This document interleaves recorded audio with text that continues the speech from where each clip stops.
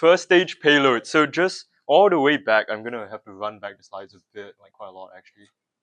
So all the way back when we were talking about the flow of malware, right? So what we're going to be talking about now is delivery, right? So the initial infection vector that gets the virus onto someone's computer. Because like I mentioned, right, most of the time when people download viruses, because if you try and send an exe file over email, it just won't like hit the receiver. Most of the time, your email like Outlook or Gmail or whatever, it will filter out the email if there's an exe in it. So it's very hard to just get someone to run a program and get infected with a computer virus. So instead, they use something lighter. So they use some script. They trick you into running the script, and then using that script, it will get you infected. It will drop the actual like main compiled payload. So let's go to the actual relevant part. Let's talk about interpreted programs. So does anyone in the room know the difference between a compiled program and an interpreted program? Interpreted languages. Between all those things that we just stated, right? Python and JavaScript, those are interpreted languages. Then Java is like technically a weird middle ground. And C, C++, Rust, and so on, those are compiled languages. So the difference is, let's say for JavaScript or Python, remember what we said earlier, right? For Python, most of the time when you send a Python script, the person needs to have Python installed to run it, right? Or if it's JavaScript, the person needs to open it in a browser or needs to have Node.js installed to run it. So the difference lies in the fact that compiled languages will eventually produce an exe or an L file, right? So something native that the system can run without further dependencies. Whereas Python and JavaScript require you to have an interpreter installed. So it's an external program that is able to read the script that you've written and turn it into something that the computer can actually perform, like like an actionable program. So malware authors love to use scripting languages because they're easy, they're light, they're portable, and nowadays computers get bundled with all sorts of interpreters, so they don't really have to worry about dependencies. So like take for example JavaScript, right? JavaScript is ubiquitous, right? Basically, all of the modern web is built on JavaScript, right? So, like any meaningful interactions that you can have with websites require there to be JavaScript, and that's why your browsers have what's called JavaScript engines. So, like SpiderMonkey, anyone know what uses a SpiderMonkey engine? Firefox, correct. So Firefox underlying technology to understand and run JavaScript uses this thing called SpiderMonkey, right? Anyone want to take a guess what browser uses V8? Chrome, correct. So any Chromium-based browser uses V8 to run JavaScript. So this doesn't just include Google Chrome. Opera, Microsoft Edge, they all use V8 under the hood. So what I'm trying to get at here is like basically on your computer, there's a lot of programs that can run and interpret JavaScript. So how is this used maliciously, right? Malicious JavaScript, so like let's say a hacker manages to compromise a website, they could embed malicious JavaScript inside and then have it run inside your browser, right? In the most extreme cases, that malicious JavaScript can directly hack your computer, right? If it manages to pwn the V8 or SpiderMonkey engine. Uh, but in most cases, it is instead used to make more realistic, compromised malicious prompts. So like they try and trick you into downloading running malware through some JavaScript. Also, for some reason, Windows comes with JavaScript interpreters built-in, bundled-in programs. So this example is MSHTA. It is a very, very old program from 1999. This was when Internet Explorer and Netscape still had a market share, right? Uh, MSHTA allowed Windows to run JavaScript without you installing like Netscape or something, right? And to this day, it's still around on Windows for backwards compatibility, and malware authors can use it to run JavaScript on your computer. So we'll be analyzing some malicious JS later. It's not going to be this complicated, but it will be a bit complicated.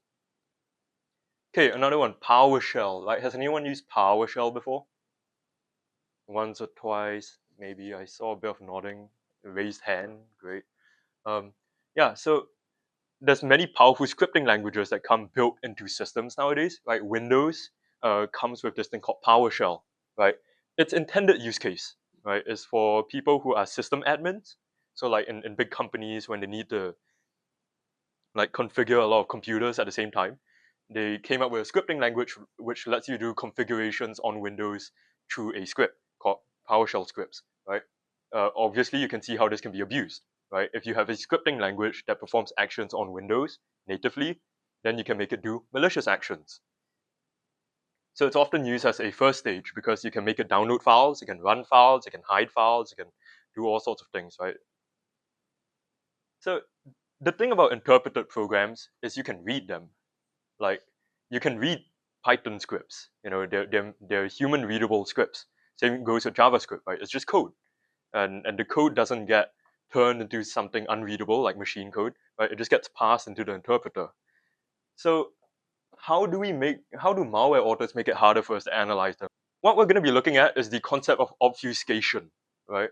So the English definition of obfuscation is the act of making something obscure or unclear or unintelligible, right? Hard to understand, right?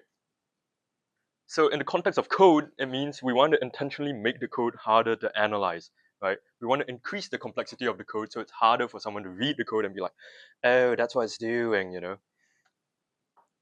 And the important thing is obfuscation doesn't alter the overall function of a program, right? The program should work the same way. It's just harder to analyze, right? It's like how if you take a dog and you put a dog in a bee outfit, the dog doesn't turn into a bee. It just turns into a dog in a bee outfit. But if you're blind and then you touch the dog, you won't immediately know it's a dog. Because it's a... Okay.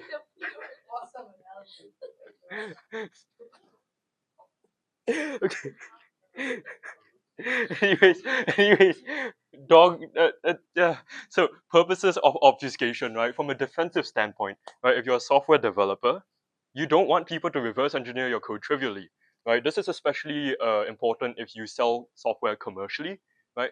Because like let's say your software does something specific, and then you sell it commercially, and then it's easy to reverse engineer. Then some other company can just take your algorithms, re-implement them, sell them for cheaper, and then screw over your entire business model, right? Or let's say you're a game developer, right? Or let's say you're Ubisoft, right? And you don't want people to crack your games, right? You don't want people to not sell, to pirate your games.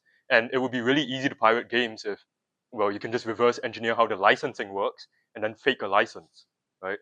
Or like for Steam.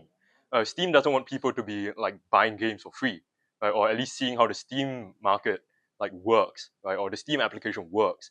So what they do is they obfuscate the programs. When you try and analyze Steam or you try and analyze Assassin's Creed or Riot Vanguard, right? You're not gonna get code for free. It's really, really the inner mechanisms are intentionally made overly complicated to prevent you from reverse engineering it. And it's very obvious how this can be used offensively, right? Because if you're a malware author, like I said, same thing applies. You want your code to be hard to analyze so people don't know what your virus is doing. So we're going to be looking at some really basic obfuscation techniques which apply to interpreted languages, right? And all of these examples you will see, so later on we'll be looking at some guided samples, right? You will see fake malware samples that use real techniques, because I cannot give you guys computer viruses that will put me in jail, right? So instead, I've taken things that I've seen at work, I've taken things that we've seen in our own independent analysis, and we've turned it into fake programs. Okay. First, really simple obfuscation, layout obfuscation. So lots of source code doesn't have to be split cleanly line by line. Like when you're coding, you would code things line by line. Lots of source code doesn't have to be split line by line, right? So something that is commonly done and actually not even done just as an obfuscation technique, like just to make your code lighter, right, is to minify or inline your code. So for example, in JavaScript, right, in JavaScript, you can choose to end your lines with semicolons, right? You don't actually need to put semicolons in JavaScript necessarily. But when you're writing code, obviously you will write it line by line, so that's easier to read. Like, can we agree on this? Readable code is good code.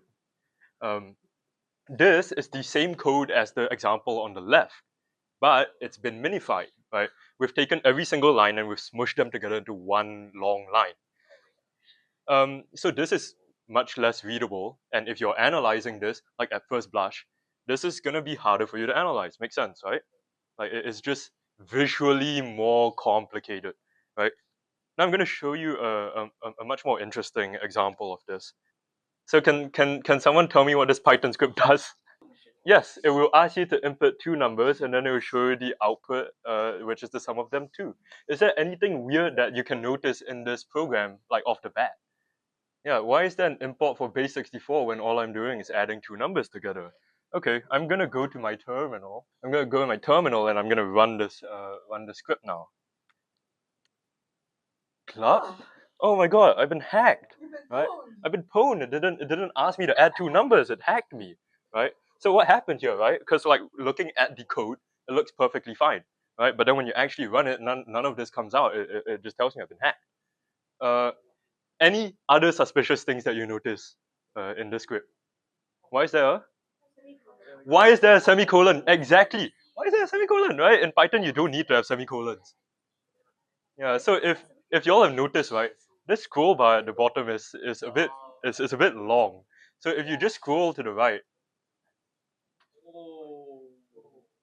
blah. Oh wow, where did that come from? Oh, where did that come from? Yeah. So this too is a form of layout obfuscation, right? Because we know this is a quirk of the programming language, right? In Python, you usually just write things line by line. You don't use semicolons whatsoever. But you can use semicolons in Python, and you can add white space before the line, and it doesn't care, right? And then you can just add things in. This seems like a silly example, but this is something that I have seen before. So nowadays, a lot of people are putting malicious code in GitHub repositories. So like, if any of y'all have used GitHub before to download scripts, right? You download Python scripts from GitHub that other people have already written, and sometimes they do things like this. It doesn't show up on Git. Like it's really hard to notice on GitHub as well because this exact same trick applies, right? You have to scroll all the way until you see it, right? And then you run the script because you trust it because it's written by someone else online, and then you get pwned, right? So this is a real example, right? Okay, layout obfuscation. So these are some prettier examples, right? This comes from the annual International Obfuscated C Code Challenge, right, or competition. It's a competition dedicated intentionally to writing obfuscated C code. Both of these programs compile. So these are valid source scripts, right? The first one is a spinning donut program. The second one, I don't know what it does, but it looks pretty, right? So that's layout obfuscation. I'm pretty sure that's pretty easy to understand, right? Okay, next, name obfuscation. So when we're writing code, right, we name variables meaningful things because like you want to read your code, right? For example, here like this very basic request Python script, right? I name the URL. I name the response. I name the body of the response body, right? Because we want to keep track of what the program is doing. But actually, once you're done writing the program, you can change the variable names. You can even lie about what the variables are, and no one can stop you, right? So again, practical example, right? On the left is normal written JavaScript, and on the right is JavaScript where we have obfuscated the variable names, right? This is very intuitive. Like imagine you don't have the stuff at the bottom and you just see the stuff at the top, like those constants, right? You wouldn't know what this hex string is. You wouldn't know what this regular string is, right? Because it's just called right? It doesn't have the original information that it's the username or the password. But notice that there is still contextual information that lets us figure it out, right? Even though these variables may not be called username and password, right? I can still see it being used as a username or password in later parts of the code. And this is a pretty fundamental aspect of reverse engineering, right? The use of contextual clues in order to recover names. So you're working backwards a lot of the time, right? You're usually going to receive something like this, and then you want to try and work out what the variables are, and then you rename them until they turn into something meaningful you can analyze. This make sense? I feel like this one is also quite easy to understand. And for programs where we have to recover source code, so that's what we're doing at the very end of the day, right? Decompilation. you will not get variable names at all. So like it's a given that there's no variable names, and you have to work backwards to figure out what those variables are. Okay, data obfuscation. So earlier we were looking at metadata and strings and whatnot, right? And you could just read them, right? They were just regular human readable strings. You can obfuscate this too, because obviously you'll sell away the game if your program has https evilwebsite.com in it, right? And you just strings it out. So how do we prevent people from doing simple static analysis like this and extracting of strings? Okay, here's okay, I'm gonna stop present so I can copy some of these. This is a very simple example, right? Let's say this was pretend this is a compiled program. Well, actually, you don't have to pretend it's a compiled program. Like in this script, let's say the variable a is supposed to be used somewhere down the line, right? But in its current state, you cannot read what it is, right? That's just jumbled text. But what the code is doing is it's taking it and then it is shuffling it, right? So actually, I want to do this in WSL. So you see, after you run all the code, we've taken the original string A, and then we've shuffled it around. We've taken some of the characters and shuffled it around, and then we get the actual unobfuscated string at the end. And hopefully, to you guys, it does seem intuitive how you could reverse this process, right? If the code tells you how it shuffles it, then you can unshuffle it.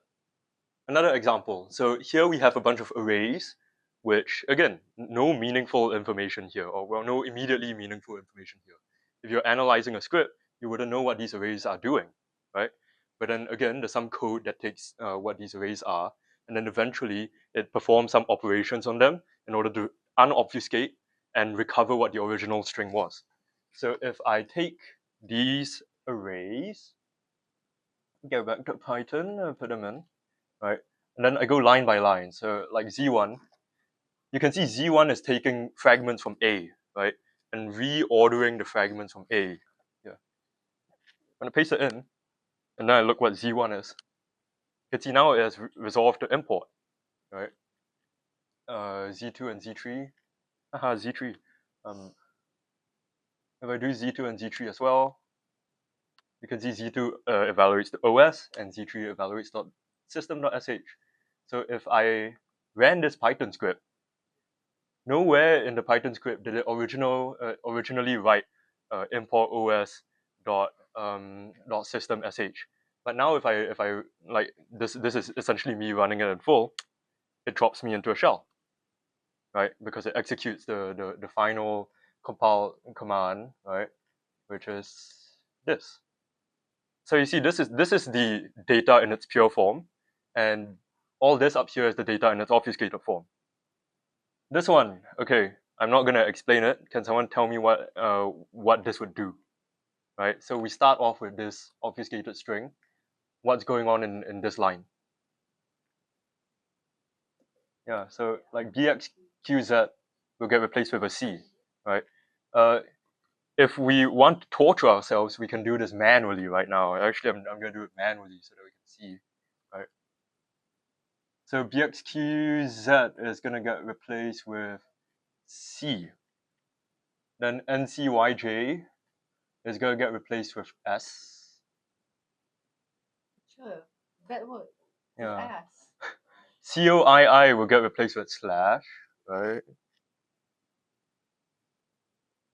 And then MYZ, and this becomes E, and that becomes P. Okay, you see, we did that by hand, right? If you're an analyst, you're not going to be doing that by hand. But also, the program isn't doing it by hand. It is just running this, then turning it into a password, and then reading from it, and then printing it out. So I'm not going to run it because like that's not much of a point. The focus is on the substitution part. All clear? I think that was also more straightforward, right? Encodings. So encodings. Who took crypto yesterday? Show of hands. Okay, very few actually. But who took? Okay, I'm just erasing this. Actually, I don't want to use the whiteboard. I just want to get rid of this. So everyone else took Pwn. Okay. Encodings at a high level is just the different forms of data representation that exist. So if you think very critically, what's an encoding that we saw earlier today? Hexadecimal. Hexadecimal is a data representation as well. What is another data representation that we saw that's lower than hexadecimal? Binary, yes. Binary, hexadecimal, regular decimal, base 64. These are all different ways to represent data, right? Because again, fundamentally, if you take base 64 and you decode it, and then you turn into the ASCII characters and into the bytes, you can go all the way back down to decimal as well. So actually, we can practically do that in like a program like CyberChef, right? So we're going to be using CyberChef a bit. Some of you all might have heard of it, some of you all might not. If you've never used CyberChef before, this is going to be your first time seeing it, and you should learn how to use it. Now, even though this does seem like a toy website which people just use for CTFs, it is very, very practical. Like when it comes to deobfuscation, right? For simpler deobfuscation, CyberChef is sufficient a lot of the time, and we're going to see that later. So, for example, this is a base 64 string, so I can just paste it in, and then I can use the function from base 64, which will convert it from base 64 back into readable ASCII. You can see this is a suspicious evil website, right? So if you were analyzing the script, right, you won't see suspicious evil website from the start, right? You'll just see this jumble of characters that encode something, right? And that encoding is in base 64, and we can decode it, right? Okay, last one. This is encryption. So for people who took crypto yesterday, you all should be familiar with encryption. Uh, just to be thorough, right? If you don't know what encryption is when you take a plain text, so like a readable text or like your target code or whatever, then you have some secret key, and then you use that secret key to jumble up the text into something that isn't like readable. And then that unreadable text can be converted back into the original text if you have the secret key, right? Make sense? Makes sense. So in this case, technically, right, this would be our target text, which we can't read, and this would be our secret key, which is also basically unreadable. But by using the two of them, we are able to recover what the original string was supposed to be. Open temp.sh, write cat at contab, right? So this is a very, very basic form of encryption, right? Malware tends to use more advanced encryption algorithms. So for example, a very popular one would be the RC4 encryption algorithm, right? So this is a stream cipher. Another one that's very popular would be AES, right? Global standard for symmetric encryption, true. Another one that is sometimes used in malware, Cha-Cha-20. Yeah, got a funny name, right? And mind you, all of these are, you can do them in CyberChef. So like for example, let's say I have, this is my secret message. I can go over here, then I can do like, let's do RC4, right? Now I can put in some passphrase or like secret key, right? You can see my input text has now been turned into this garbled mess, right? For better representation, I can take that garbled mess and turn it into hex, so that it becomes all readable. So this is the hex representation. Just now was the garbled ASCII representation. Now it's in hex, right? What I can do is I can put this in, change the input format to hex, and then get rid of this. And then you can see that garbled hex, if I put it back in through RC4 with the secret key, it gets my message back. If I got the wrong key, it gets garbled again, right? So is everyone clear on how encryption works, right? And everyone can understand how a malware author could use this, because you can't analyze this. You can't analyze this, but if the key, like the thing is, if the program is using encryption to hide its text, that means the secret key for the text must be somewhere in the program as well, right? For example, in this one, this is the garbled text, and this is the air quote secret key, right? So it's there, right? And the critical thing about all of these sorts of data obfuscation is usually you can defeat them dynamically, right? Usually when you read code, or you look at programs, you're doing what's called static analysis. So you are looking at the program statically. It's not doing anything. It's not running, right? So you're just looking at the code. And if you do all of this statically, it's a bit difficult to reason about it. Like you saw how slow it was for us to do the replacements by hand, right? Which is why a lot of the time you can do it dynamically instead, which means you let the program run.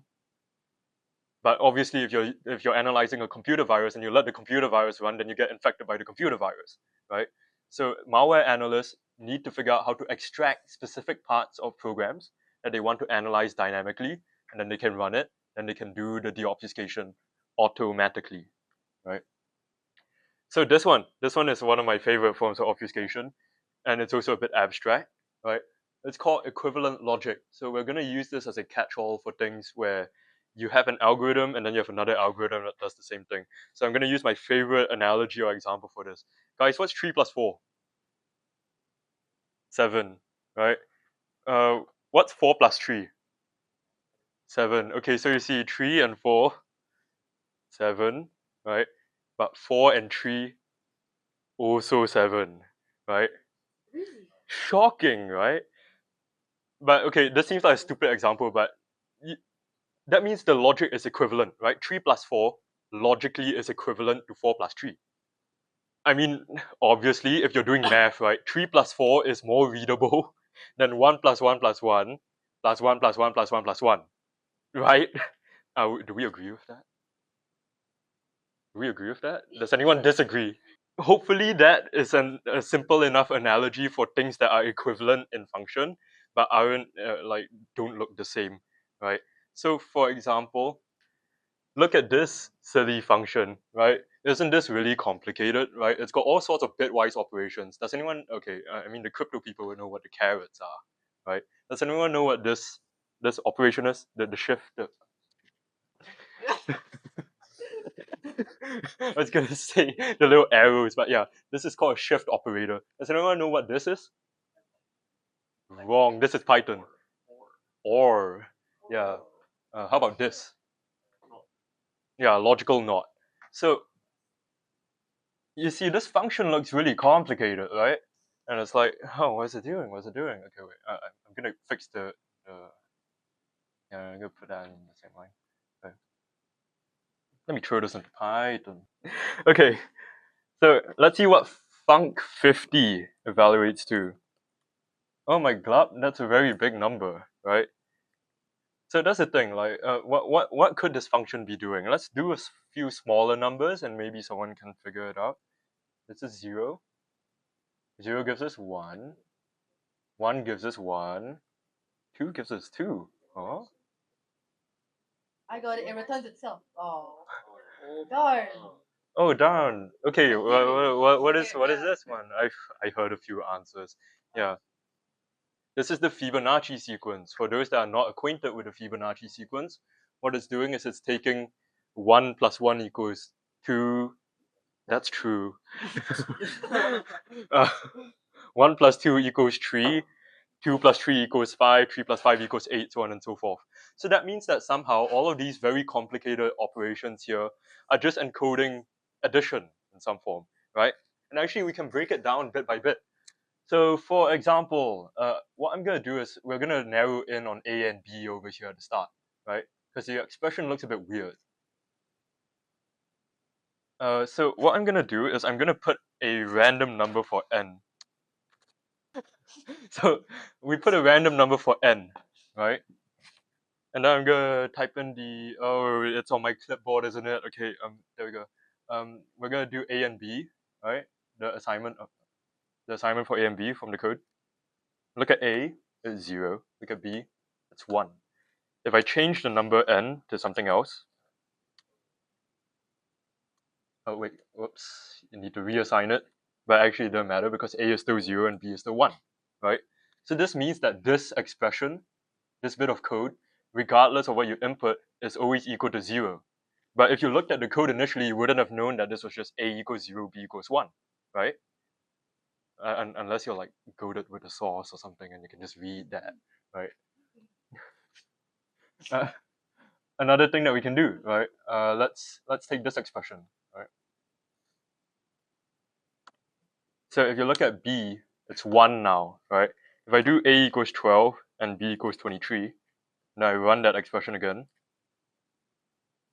Now B equals to 35. What is 35?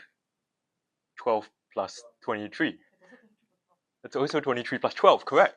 Right? So that means that this whole expression here, like this entire thing, all right?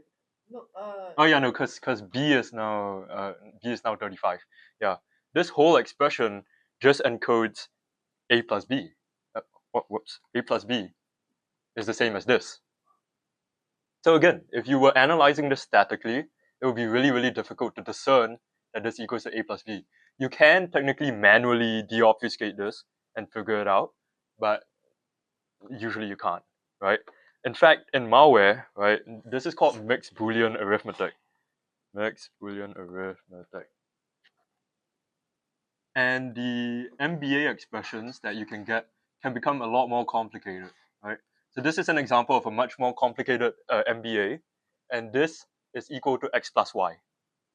If you looked at this, how are you supposed to know this was x plus y, right? So yeah, that's equivalent logic.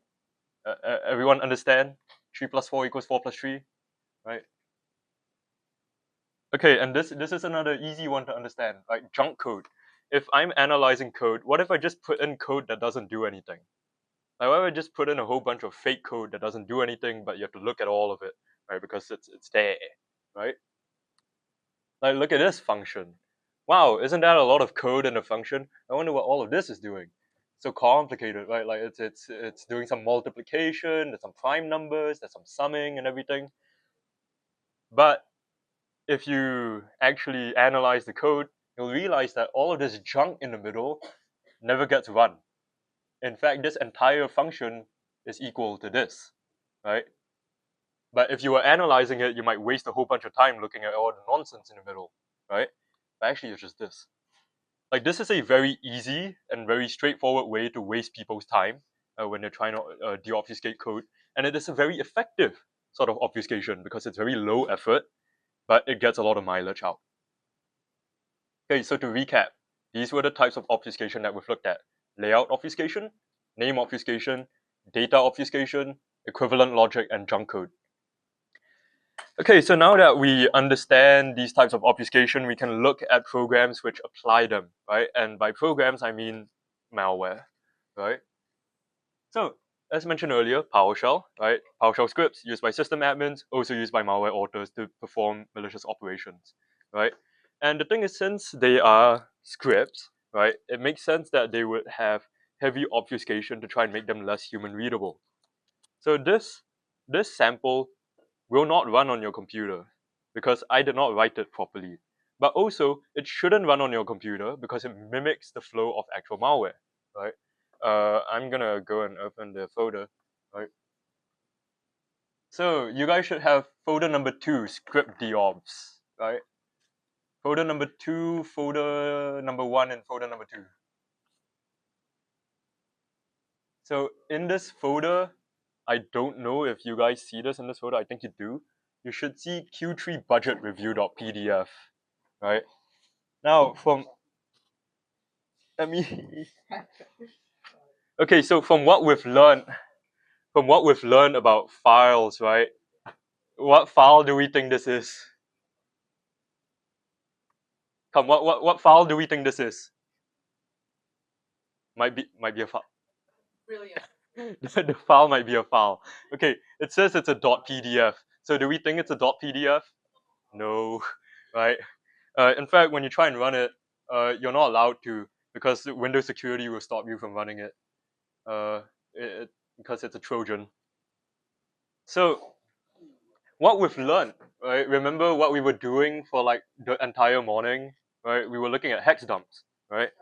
So I'm gonna do a hex dump in Linux because HXD is annoying, right? Sometimes. So if we look at the hex dump of this Q3 report, gulp, yeah. Okay, so if we look at the hex dump of this file, also if you look at it in Linux, you can see the true file extension. You see, It's .pdf.lnk. Oh my god, right? It wasn't a PDF all along. And if you look in the magic bytes, you'll notice the magic byte is L. Can someone Google and tell me what the magic bytes for PDFs are supposed to be instead? You got 10 seconds to Google. PDF magic bytes. Percent dash, wait, what? Yeah, percent PDF. Yeah. So an actual PDF file, if you were to do the hex dump for it, actually, I think, never mind, I'm not going to check my downloads folder. Like, yeah, it would start with percent %PDF, but this is a link. This is a shortcut actually on Windows. So instead, it starts with an L. And since it's a shortcut on Windows, what we can do is we can check what the shortcut actually points to. So we go to Properties. You can see the target of the shortcut, and if we scroll all the way, we can see it's actually running PowerShell. It's running PowerShell. It's passing in some mysterious script in the middle. So what we're gonna do, let's analyze this together, right? Let's go step by step and analyze this together. So first things first, we're gonna extract out this command that the shortcut is actually running. So you just go into the properties and then you just copy this out. Let's pull up Notepad. Yeah, so just copy out the script. And at least like looking at the script immediately, what sort of encoding, sorry, encoding, correct. Yes, this is encoding, this is base64 encoding. So what we can do, we can take this base64 string, we can go into CyberChef, right, where's CyberChef? Oh my god. Yeah, if we go back into CyberChef, get rid of this. And then we paste it in, and then we do from base64, Follow along. Like if you guys have this on your computer, you can follow along, right? And you can see, oh, it decodes to something that's not very readable either, right? So what's the next step? We've undone one layer of obfuscation, right? Gunzip, right? So you see it says gzip stream here, compression. So compression is actually another way that you can obfuscate things. Like compression is how you make like zip files and stuff. So you can think of this as like a zipped up version of the command it's actually running. And the way that we can get it back is by unzipping it. So we see gzip stream. So we can search for gzip in CyberChef, and we can find gunzip, which decompresses a gzip data. And then now we see a bunch of ASCII text, but with a few null bytes in between. So we're going to remove the null bytes. Remove null. Let's remove the null bytes. And this is the final command that it's actually running. And there's one last, two bits of obfuscation that are applied here. What are they? Okay, I've got an answer from the front. Nah, it's not junk. I've got an answer from the front. Name obfuscation, because you see, the first thing is actually a command, right? But it just calls the variable a rather than anything else. Second thing is a URL, but it obviously isn't going to call itself a URL. It just calls itself u, right? Last thing is an output file name, and instead of calling itself output file, it calls itself o, right? So that's a tiny bit of name obfuscation, right?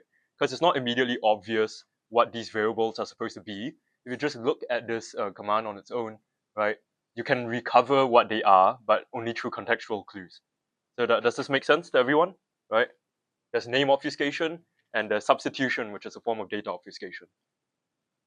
So this is an actual way that people have gotten infected by viruses, right?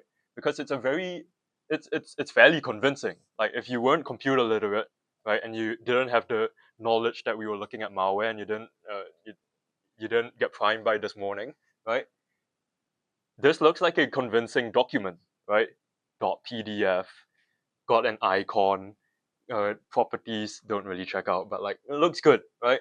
But if you're observant, you can see the little arrow here, which tells you it's a shortcut and not actually a PDF. Okay, that's the first example.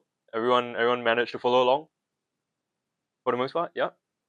Someone on the second example, right? You can recognize the picture. Okay, so second example, which hopefully you guys can also run very recklessly, right? So Python, very popular, very commonplace, right? A lot of people have Python installed for some reason, right? And as I mentioned, malware authors like to introduce payloads into Python scripts now. So sometimes they put it on GitHub. Sometimes they even put it in Python packages. So when you import Python packages, some of those packages have been compromised, and instead, when you import it, you get a virus, right? This happened quite a few times recently, right? Where AI developers use a lot of Python, right? And some of the popular packages they have to use are things like NumPy, PyTorch, CUDA. If I'm not mistaken, PyTorch was recent, like not PyTorch, but some library related to PyTorch got compromised recently. And anyone who was running an AI setup that used Python would then end up running viruses on their computer because it got embedded into the Python script. So you guys should have a Python script to look at, right? Let's go over to folder number 2, which is the free Robux. The free Robux Python script. We can look at the script and we can see that what it's supposed to do is it's supposed to ask for our username, our password, and then how much Robux we want, right? Yeah, let's run it together, actually. I'm gonna run it. You guys can run it with me, right? Can someone give me their Roblox username? Frisky underscore chromosome. Okay, interesting Roblox name. What's your Roblox password? Samazora, like Lucas. Okay. How much Robux you want? Oh, I don't know. Something humble. Can I get 5 billion? 5 billion, okay. 5 billion. And let's see. Oh, where's my where's my where's my thing?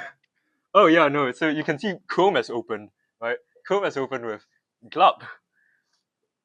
Okay, I don't know why it didn't pop up. Probably because of my Chrome profile stuff. But yeah, Chrome has opened with this with this cat image. Oh no, Glub, you've been pwned, right? So I hope it is immediately obvious. Hope it's immediately obvious what's going on here, because we see a little semicolon here, and we saw this trick earlier.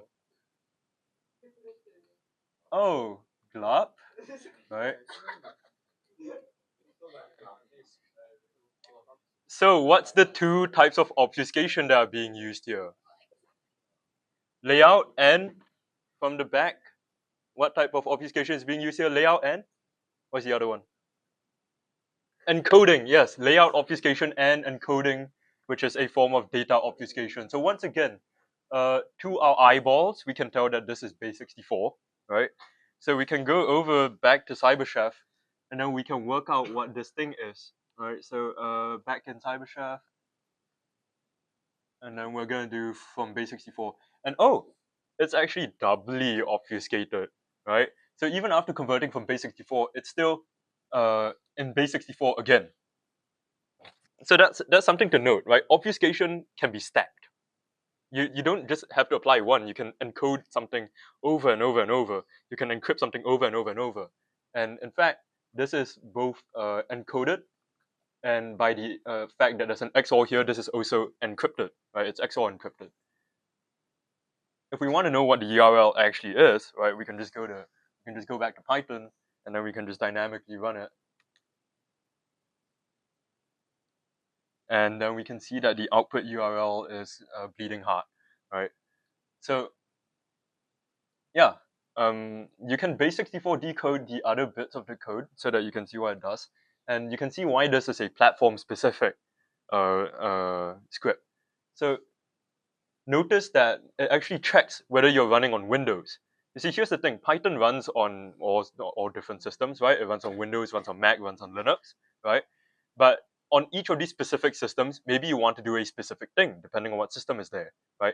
In this case, we're checking whether the person runs Windows because we require them to have Chrome or Firefox installed at a standard location. Uh, at a standard location on the Windows file system for us to be able to open it, right? So if they're not running Windows and they don't have Chrome or Firefox installed, then we can't make them look at Glubcat. Everyone clear on this? There was one guy who didn't work, and I think you don't have Chrome or Firefox installed. You only have Edge, right? Why didn't it work? Don't know. That means your code is bad. Yeah, well, it's not mine. That means the Chinese AI code is bad. Yeah, exactly. Yeah. Okay. Yeah, so that's Python, right? And now we're gonna look at one last hands-on, right? JavaScript. So I don't have a file for you guys to look at. Instead, everyone still is connected on VPN, right? Okay, let's go to click.blahaj.sg. And does anyone know what this is? Okay, I mean, you know what does this look like? It's a captcha, right? It's a captcha because you're trying to access a website, so you need to check, you need to review the security. So let's clear the captcha. Oh, okay. The captcha is telling me that if I want to clear the captcha, right, I need to press my Windows key and R. Now I trust Cloudflare because Cloudflare defends my website. I host my blog on Cloudflare actually. It's like, yeah, that's guff.online. That's my blog, but I trust Cloudflare with my life, right? So Windows R, okay, I trust it, right? And then it says you gotta do Control V, okay, right? And then you hit Enter, right? And then what something's popped up. And if I look at my notepad now, it asks me why I ended, right? Okay, so this seems really funny, but this is very much a legitimate form of malware delivery. ClickFix is actually one of the most common social engineering slash phishing techniques that are used now to deliver malware, right? So yeah, there's a lot of really good articles and reports on ClickFix, right? And generally people they get tricked by it. So like yeah. So this extends beyond just like fake Cloudflare captures, right? Sometimes people make fake Word documents. So like you open the website and then it tells you, oh, click here to open the Word document. Then they tell you the instructions to open the Word document, and it's Windows R Control V Enter, right? Or it could look like this as well. Okay, wait. Do I have everyone's attention again? Hello. Okay, yeah. So ClickFix. Um, there's many different ways to perform a ClickFix attack, right? In fact, one of the most sophisticated ways that has come out recently, right? ClickFix Google Meets. What they would do is, okay, if I can find a example of this, they will tell you, oh, you have a job interview. Okay, there's no image here. I want an image. Hello. Yeah, there we go. Okay, so what would happen would be you get told you have a job interview, and then they want to do the interview with you on Google Meets. Then it will bring you to a fake Google Meets website, and then when you go there, it tells you, oh, there's something wrong with your computer, right? You can't open your camera on this Google Meets interview. Here's how you fix it. Copy the fix, and then go to Windows, then search for PowerShell, and then run as administrator, and then paste it in, and then you'll fix your computer, right? Again, seems ridiculous, but this works, right? Because the average person may not be as computer literate as the average person in this room, right? Like we are intimately aware of the fact that these are viruses, but people get tricked by this all the time. So how do we analyze something like this? Okay, very intuitively, when you get hit by by an attack like this, remember that it made us paste something from our clipboard. So we can just look at the contents of our clipboard and see what it put there. And you can see this is the command that it made us run, right? It ran with MSHTA and PCALUA, right? And if you remember from earlier, does anyone remember what MSHTA is? The JavaScript running thingy, precisely, right? This is the thing on Windows which has a JavaScript interpreter on it. In fact, when you Google it, the first few results that come up immediately tell you that it is used for threats, right? Like used by threat actors. So this runs JavaScript, and then the other one it helps to run executables, right? PCALUA. It's a compatibility layer, and you can see that it's indexed on lolbas, which is a website which accumulates all of these Windows default executables that attackers use to drop stuff on your computer, right? So let's continue with the analysis. So we know that it runs JavaScript from this site, right? rutrow.hta. So we can go to rutrow.hta and we can save the source code of this, right? So I'm gonna save it. Oh, oops. I'm just gonna save it here so that we can actually look at it. And you can see here that it has the fake update required and the fake loading text. And in the middle is, well, it says JScript, so that's JavaScript. And this is the obfuscated JavaScript. Okay, can someone tell me what the first bit of obfuscation applied here is? Layout, right? Because it's all in one line, right? Let me show you how to defeat layout obfuscation with one simple trick. I'm going to find and replace every semicolon with a semicolon and a space. Wow, now it's 5% more readable, right? Okay, so this is the JavaScript code that it's actually running. There's a few more obfuscations that are being applied here. What is the next one that you can identify? Very obvious, very obvious.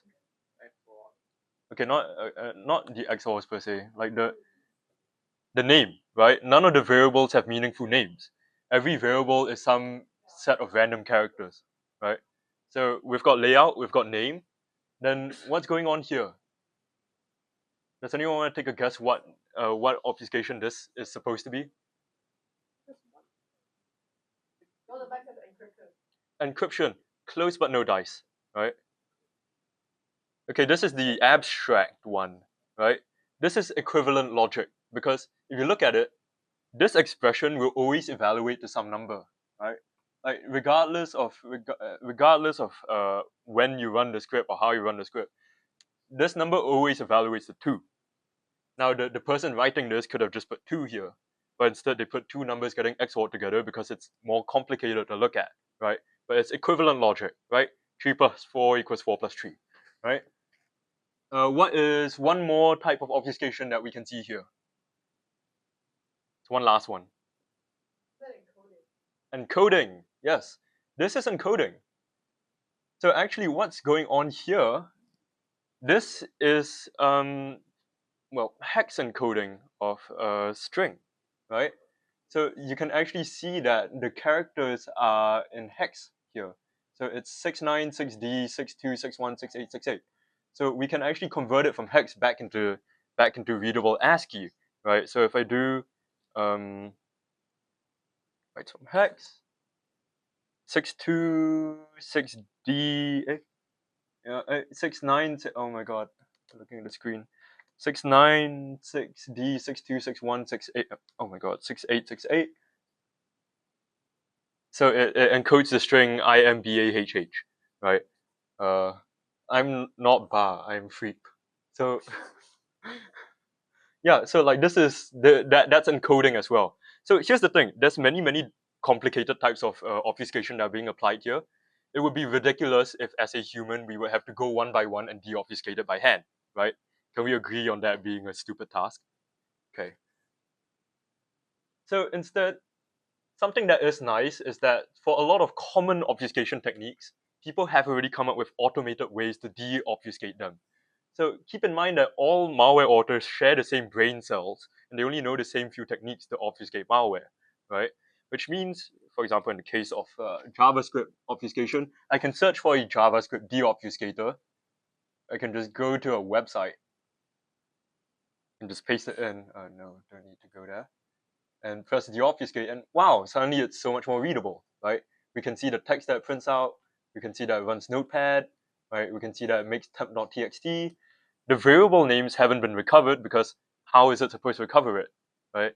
There's no information that tells the de-obfuscator what those variables are supposed to be. But it can at least help us with the layout, it can help us with the encoding, and it can help us with some of the equivalent logic, right? Does this make sense to everyone so far, right? So just to recapitulate, now that we're done with all of this, right? Obfuscations, right? All of these different types of obfuscations, these are already the basic types, right? That a lot of programs use, and that's why there are many readily available de-obfuscators to undo them.